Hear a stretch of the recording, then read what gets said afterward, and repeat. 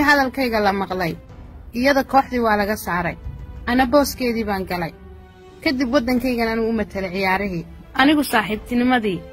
meel xun baan kaga dhacay qaladna waan ka galay arwa markii ay ogaatay waxaan aad ku samaysay yani inaad daroogo aad u qariso oo ma garanaysaa baasaboorkii aad ka qarsato maxay samaysay iyadu way ka xumaatay daawacna way kula dagaalatay marka ma ilamay dagaalamin wixii aanu ku sameeyay darteedna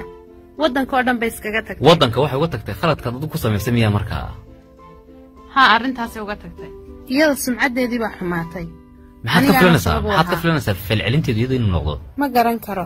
ma garan kartid miyaa ha wallahi anu ma garan karo si iga yeeli xaalkeeda imika hadda ay ku sugan tahay aduu maxmed ka ogtay in la qabo inaan la qabin may arrimeed waxba kama ogin ha waxba kama ogin si kasta ay haataba waan gaarsiiyey farintii arwo balan eegno iyadana inay naga aqbashay codsigeennii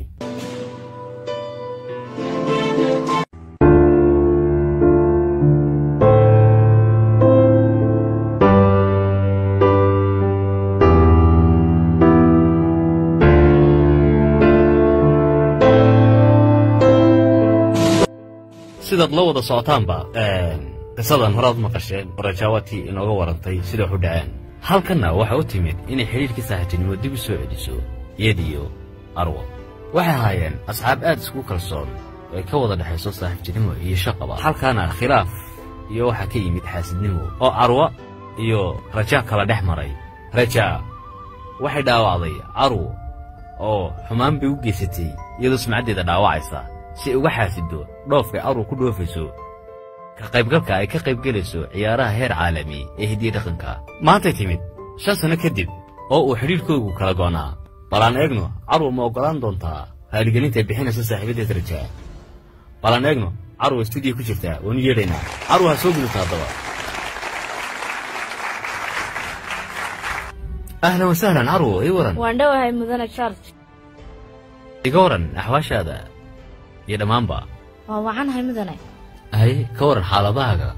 waddanka masar ka waran xaalkiisa adigu waxaad ka timid suudaan waxaad hadda ku nooshahay waddanka masar ad ku nooshahay oo reer miyaad leedahay ha reer waan lahaa laakiin si waan kala tagnay carruur miyaad leedahayna waa mise jirna ha waa 9 jir 9 sano ayuu jiraa maasha allah markii aad ka tirsaneed kooxda hidiyo dhaqanka ee suudaan miyaad lahayd inanka ha u yaraa markaa وانا نهار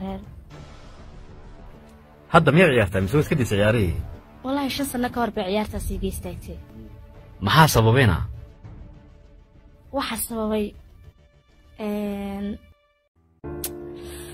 وأدكتها مدني وكوا أدكتها مية ها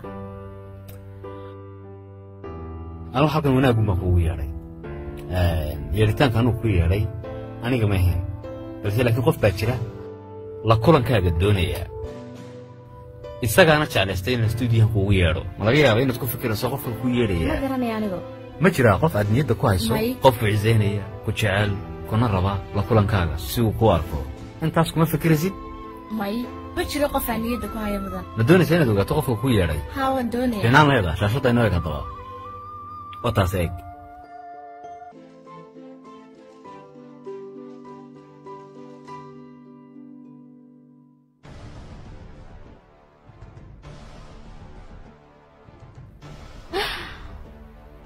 ما dhici karto calaamo ku dhaxdeediiba ma rumaysan karo waxaan indhahayga arkayaan anigu horta muxuu yahay barnaamijkani kan waa barnaamij arwo waa barnaamijka musaamax kariim aduu ma ogid miyaa inaad timid barnaamijka musaamax kariim may ma ogi barnaamijkan waa musaamax kariim gabadhan miyaad garanaysaa adigu iyadu waxay leedahay waa saaxiibaday adigu ma garanaysaa magaceedu muxuu yahay markaa rajaa la yidhaa goorma kugu dambaysa aragtideedana 5 sano ka hor